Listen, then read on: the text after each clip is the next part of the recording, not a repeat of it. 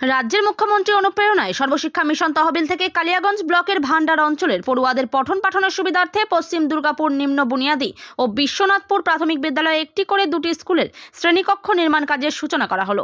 বৃহস্পতিবার একটি ছোট্ট অনুষ্ঠানের মধ্য দিয়ে কাজের সূচনা করেন কালিয়াগঞ্জ পঞ্চায়েত সমিতির সভাপতি হিরণময় সরকার। এছাড়া উপস্থিত ছিলেন জেলা পরিষদের কর্মাধ্যক্ষ লতা সরকার সহ অন্যান্যরা। সর্বশিক্ষা মিশন তহবিল থেকে 3টি শ্রেণীকক্ষের জন্য 12,51,000 টাকা করে বরাদ্দ হয়েছে অতিরিক্ত শ্রেণীকক্ষ নির্মাণের জন্য। নতুন শ্রেণীকক্ষ নির্মাণ হলে ছাত্রছাত্রীদের পড়াশোনার সুবিধা হবে। আমরা কালিয়াগঞ্জ পঞ্চায়েত সমিতির উদ্যোগে আমাদের জেলা পরিষদের মেম্বার এখানে লতা আছে এবং আমার এই এরিয়ার পঞ্চায়েত সমিতির মেম্বার ইন্দ্রাণী ঘোষের প্রতিনিধি আমার উত্তমদা আছে, পিনাকিদা আছে, গ্রাম পঞ্চায়েতের মেম্বার মুক্তারদা আছে, আমার আরও যে বিরোধী দলনেতা এখানে আছে গৌতমদা থেকে এবং স্কুলের দিদিমণিরা আছেন। সবারই উদ্যোগে আজকে আমরা কালিয়াগঞ্জ পঞ্চায়েত সমিতির 6 নম্বর সিটে বিশ্বনাথপুর এবং পশ্চিম দুর্গাপুরে আমরা দুটা এসিআর রুম, হচ্ছে এসিআর বলতে অ্যাডিশনাল ক্লাসরুম, আইএমডিবি ফান্ড থেকে এক একটা ঘরের 12,50,000 টাকা করে স্কিম আছে। সেই দুটো ঘর আমরা দুটো স্কুলকে আজকে শিলান্যাস করলাম। যে এখানে আমাদের যেহেতু স্কুলের অবস্থাটা খুবই খারাপ, এখানে আরও পরবর্তীতে ঘর, ডাইনিং হল লাগবে, টয়লেট সেট লাগবে বা মিড ডে মিলের ঘর লাগবে। আমাদের জেলা পরিষদের মেম্বার আছে, ওনাকেও আবদার করলেন স্কুলের মাস্টাররা। আমরা পরবর্তীতে ধাপে ধাপে স্কুলগুলোকে মোটামুটি বেশিরভাগ স্কুলকে আমরা মডেল স্কুলে রূপান্তরিত করব।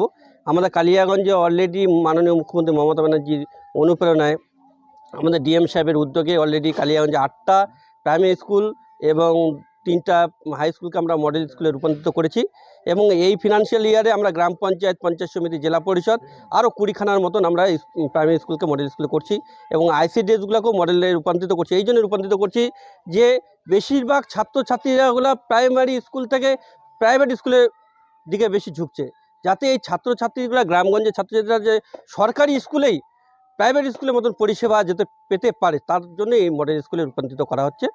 যাই হোক, এর জন্য মাননীয় মুখ্যমন্ত্রী আমাদের ডিএম সাহেবকে আমরা ধন্যবাদ জানাবো এরকম উদ্যোগ নেওয়ার জন্য।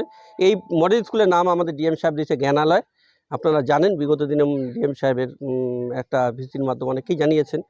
যাই হোক, এই জন্য আমি আমার এরিয়ার জনগণ যারা আছে তাদেরকে আমি বিশেষ করে বলবো যে আপনারা স্কুলের যেমন মাস্টারমশাইরা থাকবেন, সঙ্গে গার্জিয়ানরাও আপনাদের কিন্তু একটু স্কুলের প্রতি তদারকি করতে হবে, যাতে স্কুলের পরিকাঠামোটা যেন ঠিকঠাক থাকে।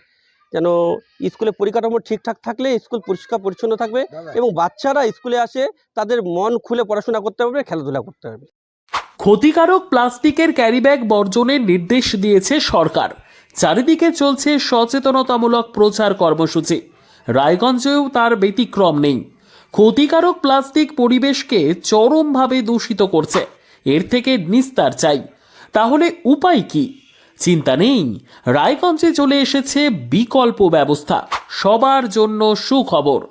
পশ্চিমবঙ্গ সরকারের অনুমোদনে আগামী সপ্তাহ থেকেই শহরে তৈরি হতে চলেছে পরিবেশ বান্ধব, দূষণমুক্ত বিভিন্ন ধরনের বায়ো ক্যারিব্যাগ, যা অবশ্যই পচনশীল।